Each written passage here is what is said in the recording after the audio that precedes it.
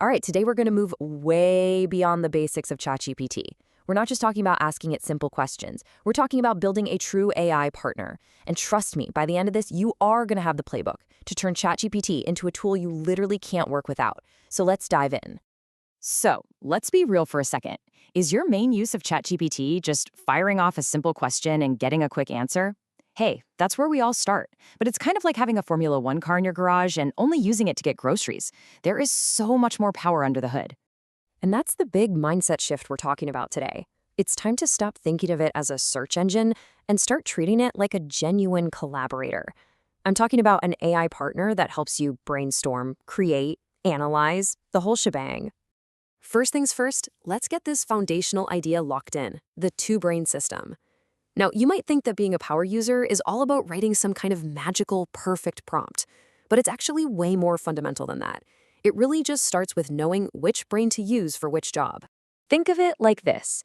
You've got your chat models. These are your sprinters. They are blazing fast, perfect for those quick, simple, low-stakes questions.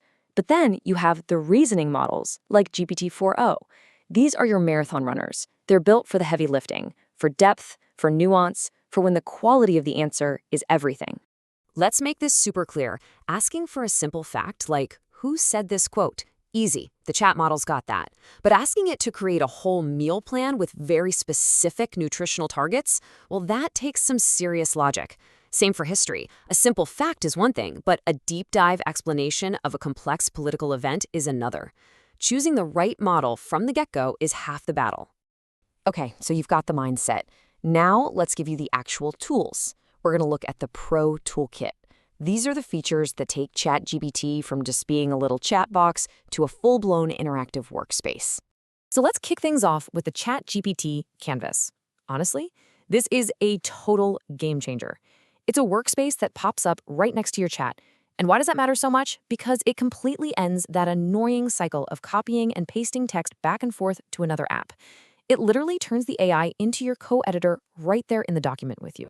Now, for anyone who does any kind of writing, this draft, review, refine workflow is it's amazing. You get your first draft, then you can have the AI critique it like a professional editor. And the best part? You can just highlight one sentence, one paragraph, and ask for a specific change, like make this sound more confident, and it won't mess with anything else. You always stay in complete control. All right, let's switch gears from words to numbers. The advanced data analysis feature is basically ChatGPT's secret weapon for anything quantitative. You can upload files, spreadsheets, whatever, and it can analyze them, write code to process them, even whip up charts and graphs for you. And it all happens in its own secure, protected little bubble. And the stuff it can do is pretty wild. You can hand it a super messy spreadsheet and just say, clean this disaster up and then show me a bar chart of sales by region. It can run complex analyses. It can translate code from one language to another. It turns what used to be hours of tedious work into a simple request. Okay, so we've done text, we've done data. Now let's talk about making this feel more, well, human.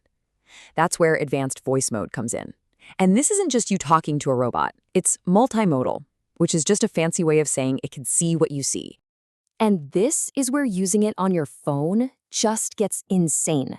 You can share a live video from your camera. Like if you're stuck on a home repair, you can literally show it the problem. If you need feedback on a presentation you're building, just share your screen. It takes a simple chat and turns it into a full-on visual collaboration. And that brings us to the final level of mastery, building your custom copilot. This is where you flip the script. You stop trying to adapt to the AI, and you start making the AI adapt to you. You get to define its personality, its rules, everything. Check this out. This instruction, which someone shared online, is just a perfect example. Instead of getting that typical, "that's a great idea" response, this prompt creates a discerning collaborator. It forces the AI to be critical, to challenge you, and honestly, that's way more valuable when you're trying to do great work. And you can get so specific. You can tell it, hey, keep your answers short, or please stop using those long dashes, they scream AI. You can tell it to write in British English, or to always format its answers with clear headings. This is how you really fine-tune the tool to work exactly the way you want it to. Okay, but as you start doing all this cool stuff, uploading files, setting custom rules, I know what you're probably thinking. Where is all my data going? And look, that's a super important question. Understanding and controlling your data is a huge part of being a true power user. The great news is you have a ton of control. You can just pop into your settings and turn off chat history and model training. That means your conversations won't be used to train future AIs. And for anything super sensitive, you can use a temporary chat, which is like an incognito mode. Nothing gets saved. You are in the driver's seat. So where is all of this going? Let's zoom out and take a look at the big picture here, because this is about so much more than just learning a few features. This is about an entirely new way of working. I love this quote because it just nails the shift that's happening. For a while, it was all about prompt engineering, trying to write that one perfect sentence. But the real skill now is becoming collaboration engineering, knowing how to use all these tools we've talked about to steer and shape what the AI gives you. And that's really the heart of it, isn't it? Real mastery isn't some secret trick. It's not about finding a magic prompt. It's about building a new system, a new workflow, creating a seamless partnership between your brain and the AI's. So I'll just leave you with this final thought. As these tools get smarter and more integrated into everything we do, that line between an assistant and a collaborator is just going to get blurrier and blurrier. The real question isn't if you'll work with an AI, it's how you're going to build that partnership.